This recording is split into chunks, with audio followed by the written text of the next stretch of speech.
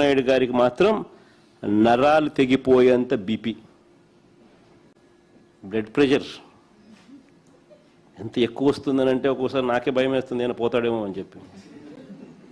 ఎప్పుడైనా పొరపాటున నిద్రపోయేటప్పుడు ఎవడన్నా అట్ట తలుపు అట్ట కొట్టి మావిగన్ అని చెప్పి ఎవడో అన్నాడు అనుకో, టకా అని చెప్పి మనిషి ఏమవుతాడో ఏమో అని చెప్పి ఒక్కోసారి భయం వేస్తుంది.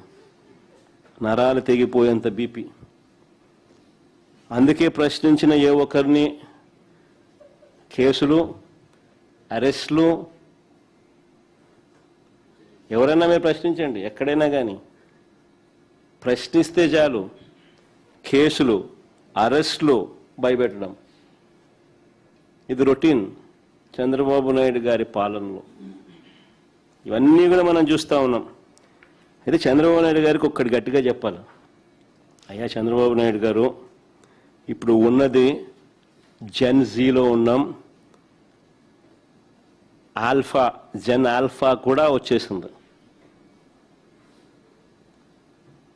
నువ్వు గన ఈ మాదిరిగా తప్పు చేసినాక ఈ మాదిరిగా ఇబ్బందులు పెట్టే కార్యక్రమాలు ఒప్పుకోకుండా ఇబ్బందులు పెట్టే కార్యక్రమాలు చేస్తే కాక్రోచెస్ లేస్తాయి.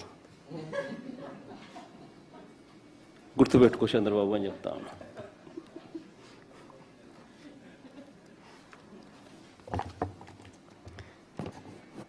ఆంధ్ర రాష్ట్రంలో మేము కూడా కాక్రోచ్ అనుకో.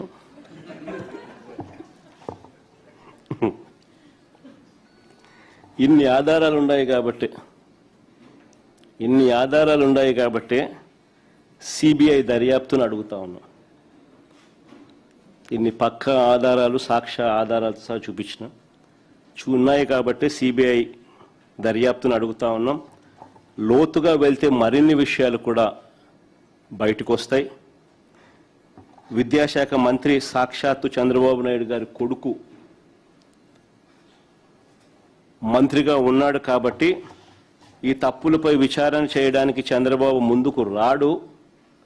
సరికదా ఎదురుదాడి చేస్తూ తప్పించుకునే ప్రయత్నం చేస్తాడు. కాబట్టి ఖచ్చితంగా సిబిఐ ఎంక్వైరీ కావాలి, వేయాలి.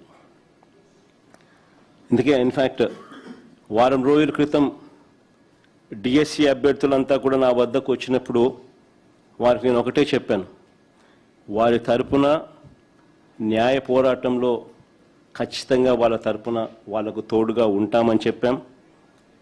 ఒకవేళ అప్పటికీ కూడా వారికి న్యాయం జరగకపోతే మేము అధికారంలోకి రాగానే ఒక కమిషన్ వేస్తాము, రీవెరిఫై చేస్తాము, అన్యాయం జరిగిన వారికి న్యాయం చేస్తాము, తప్పు చేసిన వారిని ఖచ్చితంగా శిక్షను కూడా శిక్షిస్తాము అని కూడా ఇంతకుముందే నేను చెప్పాను. ఇన్ఫ్యాక్ట్ రేపు రాష్ట్ర వ్యాప్తంగా నియోజకవర్గ స్థాయిలో వైఎస్ఆర్ కాంగ్రెస్ పార్టీ ఆధ్వర్యంలో చంద్రబాబు గారి 2 ఏళ్ల వెన్నుపోటు పాలనపై నిరసన ర్యాలీలు రాష్ట్ర వ్యాప్తంగా కూడా ప్రతి కాన్స్టిట్యున్సీలోనూ ప్రతి నియోజకవర్గంలోనూ